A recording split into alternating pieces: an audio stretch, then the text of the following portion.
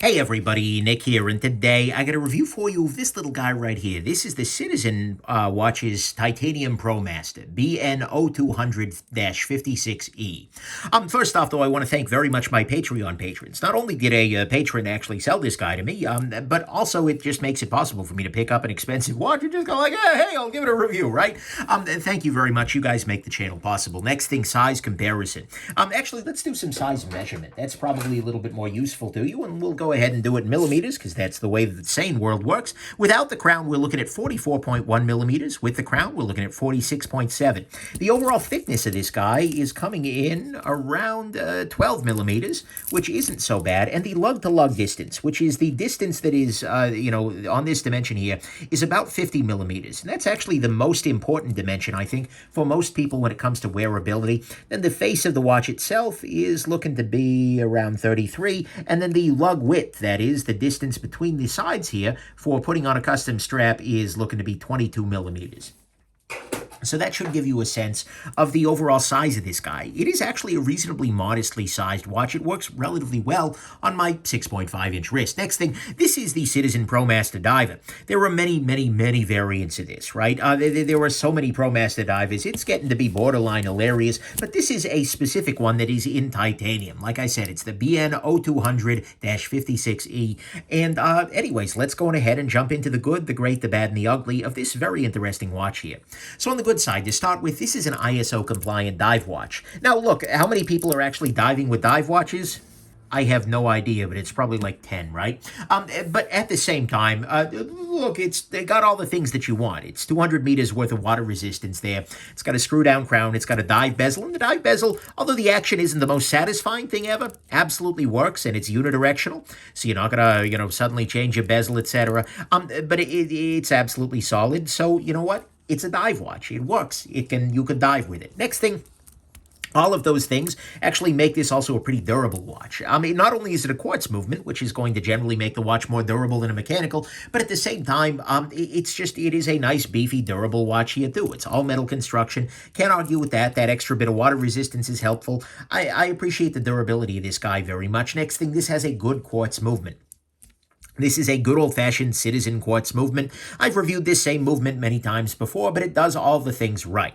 It is a solar-powered movement. The Eco Drive means that it has a little solar panel behind this guy. When the sun shines through, it charges a capacitor, but actually it works from any light. So any light source is going to charge this guy. And it has about 6 months of power reserve in pitch darkness. If you keep this guy in the closet for 6 months, it still should be running. And if it stops running, you just put it out in the sun for an afternoon and you're good to go, right? That's a beautiful thing. It is also a very accurate watch. Like any quartz watch, this is going to be accurate around 0.1 seconds per day, usually fast. And so accuracy is good to go. It has a date feature here.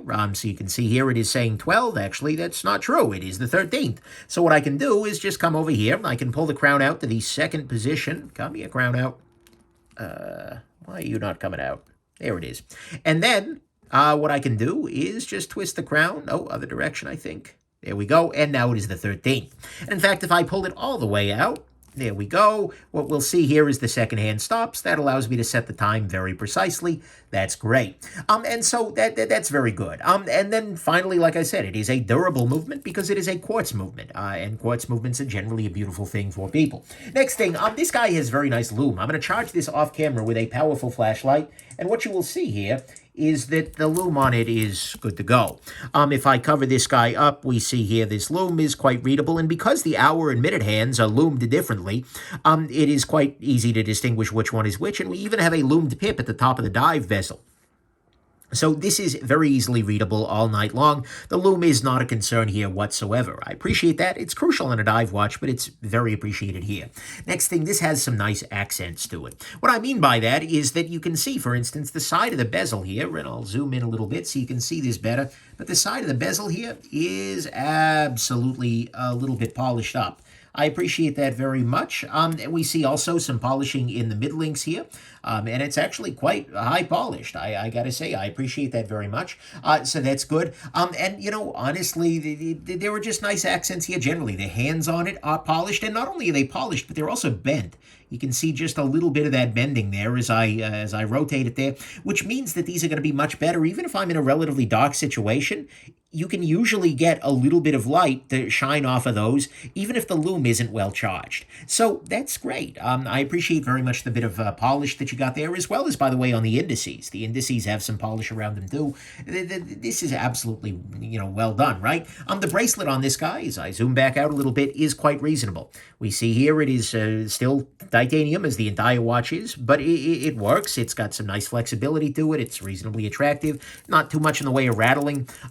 It's good to go. And then finally, the price on this guy is fine for the price you actually pay. The MSRP is $500. It's a little bit iffy, right, for some of the features, but the retail price that I'm seeing most often online is about $300, all the way down towards the $200 range if you're looking in certain places. For a full titanium watch, yeah, that'll do. That's fine. But don't you dare pay retail for a Citizen, right? That's just not a thing that you should do. They are reliable enough. In many cases, it is wise to work with an authorized distributor. But in the Citizen case, I really feel like, just get one someplace. It'll work. But nonetheless, to me, all of that is the good. Is the price on this guy is fine at the prices you'll actually pay.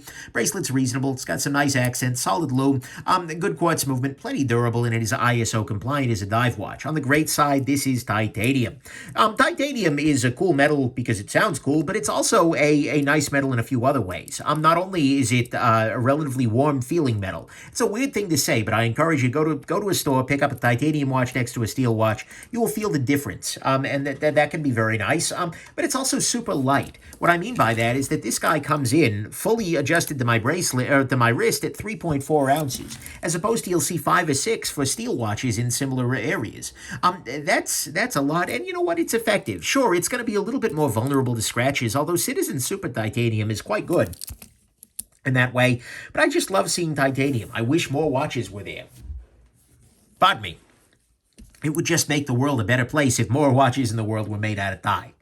So to me, that is what's great here. The titanium chunk is absolutely, that is crucial, and that makes this way, way, way above the norm.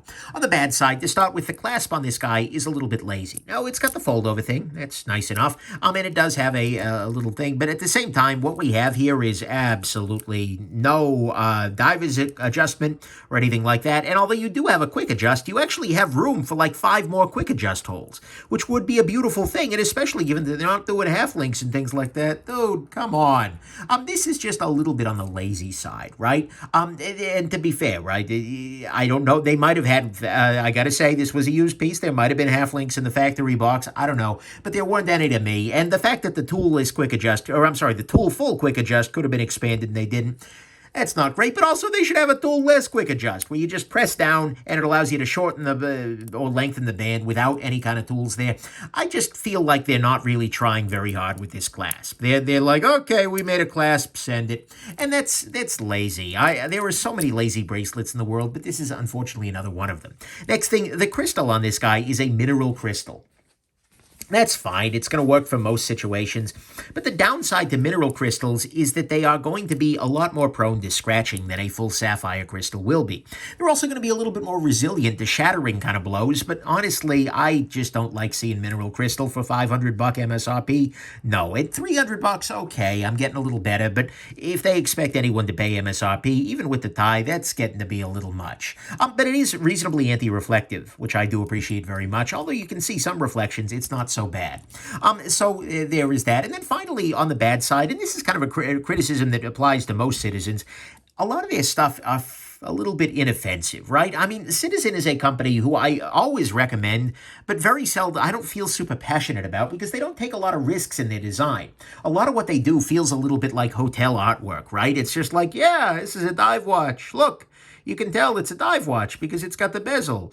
Look, it's a diver. And then a lot of their stuff, look, this is dressy. But you never get any strong statements out of them. So I feel like their designs are a little bit milquetoast, and that's fine. It works, they're effective, but it doesn't end up having the same kind of dramaticness to it as you get some designs from other folks, where people might think, oh, wow, that's an ugly watch. This is an Omega Seamaster Professional 300. Some people are going to like, oh, my God, that's ugly. But other people are going to love it. And so by virtue of being pretty inoffensive, ends up being kind of uninteresting. But that's kind of completely subjective, right? Some folks are going to love the simplicity of this design, and you know what? If you do, that's great. But to me, that's what's bad, is that the design isn't, like super in your face. It's sort of inoffensive. The mineral crystal isn't that great at this price, and the clasp is a little bit lazy, both relative to, just everything. On the ugly front, there's nothing ugly here, so let's go final conclusion. Look, I cannot tell you how many times, I could have a parrot in the back corner of my room, and when somebody says, "Hey, Dick, what kind of watch should I get?" it should just say, Promaster Diver, because honestly, yeah, that's usually what I say. If somebody walks up to me and says, "Nick, I need a watch, my budget is like $300 to $400, Promaster Diver, 100%. The parrot has got me covered here. And there is a reason for that, because these all have, and not just this guy, but the steel one, even the older version with the rubber bracelet, all of these guys have sufficient dive credibility, good durability, solid movement, good lume, accents, a fine bracelet, at least in terms of practical work. The clasp, not amazing. A solid price, and this one has the full titanium construction as an aside there. Yeah, the clasp is a little lazy, mineral crystal, and the design is, but at the same time, this is a good choice for an everyday watch, because it's durable enough to deal with pretty much any life. I mean, there are very few people in the world who I'd be like, I don't know, I'm not sure if that's going to survive, but I definitely feel that way about a bunch of mechanicals, right? And by the way, by mechanical watch, I mean a watch that is actually using spinning, pieces and springs and whatnot to keep the time. But anyways, it's accurate enough to work. You don't have to charge it. You don't have to wind it. It's going to be legible all day and night. And at this price, honestly, you're just getting a great diver with a great movement. And so this is good. This is really good. And there's a reason, like I said, it's just, Promaster Diver, because they're good.